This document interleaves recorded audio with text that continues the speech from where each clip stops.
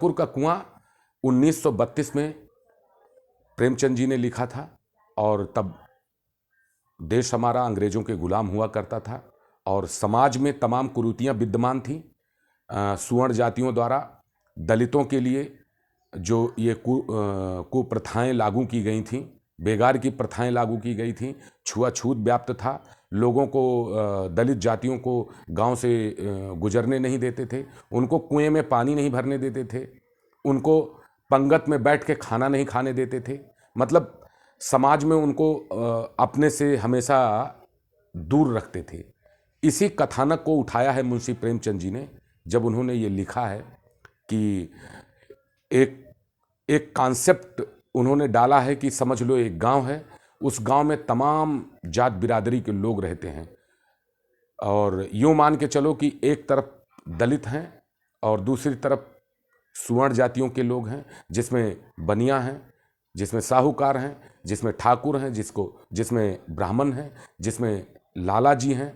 तमाम उच्च जातियां हैं और उसके बाद में दलित लोग हैं। उस कॉन्सेप्ट में, उस कहानी में जो किरदार है वो एक जोखू है जो दलित है, उसकी पत्नी गंगी है, तो जाहिर सी बात है कि वो भी दलित है। इन दो पात्र जो संवेदनशील हैं और जो जिनके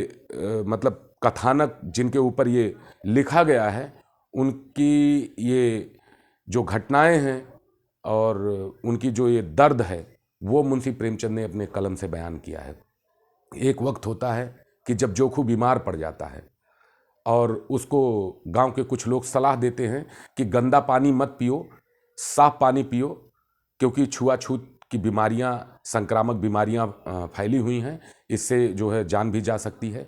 और लेकिन जोखू के सामने समस्या ये की है कि मैं एक बार पानी जब किसी तरीके से भर के लाता हूं तो हफ्ते भर पीता हूं, और अब सोचिए कि एक हफ्ते का जो पानी है वो आदमी पिएगा तो उसमें कितनी दुर्गंध आएगी, बास आएगी, उसको पीते ही आदमी बीमार हो जाएगा। ये बात जोखू की पत्नी गंगी को बहुत अच्छी तरीके से पता है, पर सहसा एक क्षण जब बीतता है तो जोखू ये कहता है अपनी पत्नी से कि काश साफ पानी मिल जाता थोड़ा, तो हो सकता था कि मतलब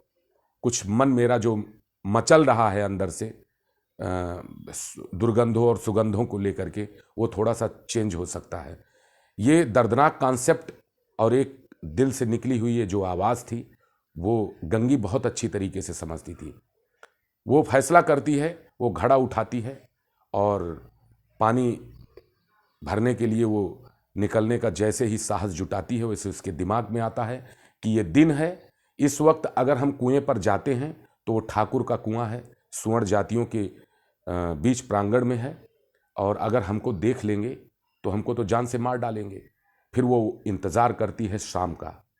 और जोखू जो है वही गंदा पानी पीता है जो गंगी को पसंद नहीं आता है।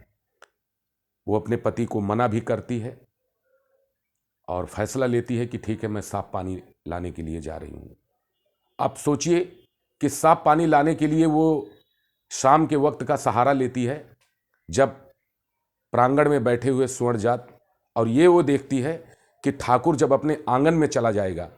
उस वक्त वो जगत पे जो पिलर गड़ा हुआ था कुएं के किनारे किनारे, उस कुएं की ओट में वो अपने घड़े को लेकर के छुप जाती है और इंतजार करती है कि ठीक है, ठाकुर जैसे ही घर के अंदर जाएंगे उस वैसे ही हम पानी भर लेंगे। और सहसा वो ठाकुर जैसे ही अपने घर के अंदर और किवाड़ बंद करता है और जाता है, वैसे ही गंगी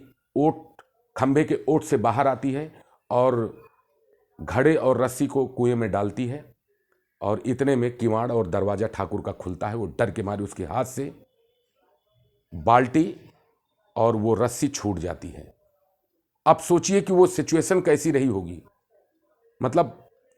गंगी को ये महसूस हुआ कि आसमान फट गया, ऐसा लगा कि धरती फट गई, ऐसा लगा कि मानो उसके प्राण निकल गए शरीर से। बेचारी किसी तरीके से अपनी जान बचाते हुए इस तरीके से भाग करके वापस आती है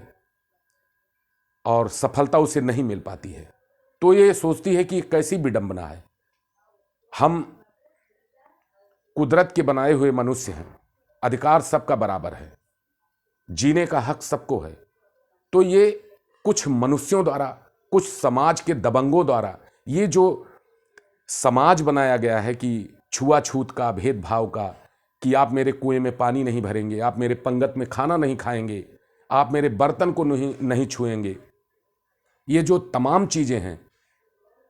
छुआछूत की, बेगारी प्रथा की, ये गंगी के दिमाग में चलता है।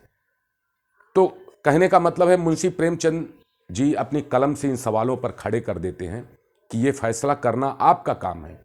कि आखिर इंसान को जीने का हक है या नहीं है। तो ये कौन सी प्रथा है जहां पर छुआछूत, बेगारी प्रथा, पंगत में खाना नहीं खाने देना और बर्तन को छूने नहीं देना और बारात में घोड़ी पर बैठने नहीं देना, जो वर्तमान की सबसे बड़ी विडंबनाएं हैं वर्तमान युग की। तो ठीक आज के 100 बरस पहले मुंशी प्रेमचंद जी ने यह लिख दिया कि सुवर्ण जातियों द्वारा जो अत्याचार किया गया है दलितों पर, जो ऊंच नीच की खाई ये बनाई गई है, ये बहुत बड़ी विडंबना है। ये इतनी बड़ी विडंबना है कि समाज इन विडंबनाओं से कभी एक नहीं होगा। ये संदेश आता है मुंशी प्रेमचंद जी की कहानी से, उनकी कलम की धार से और गंगी की आवाज से और जोखू के दिलों से निकली हुई उस चीख से कि सोचिए कि एक इंसान पानी के बगैर मर रहा है और दूसरा सुवर्ण जाति का लोग जो अपने प्रांगण में कुएं खोद करके रखा है, वो किसी को भरने नहीं देता है, वो सिर्फ सवर्ण जातियों के लिए अलाउड होता है। तो अब आप सोचिए कि आदिकाल से लेकर के और वर्तमान युग तक ये समाज में हमारे यहाँ बहुत बड़ी विडंबना है। तो कैसे ये देश मजबूत होगा, कैसे राष्ट्र मजबूत होगा, ये समाज कैसे मजबूत होगा, इसकी जो संदेश है,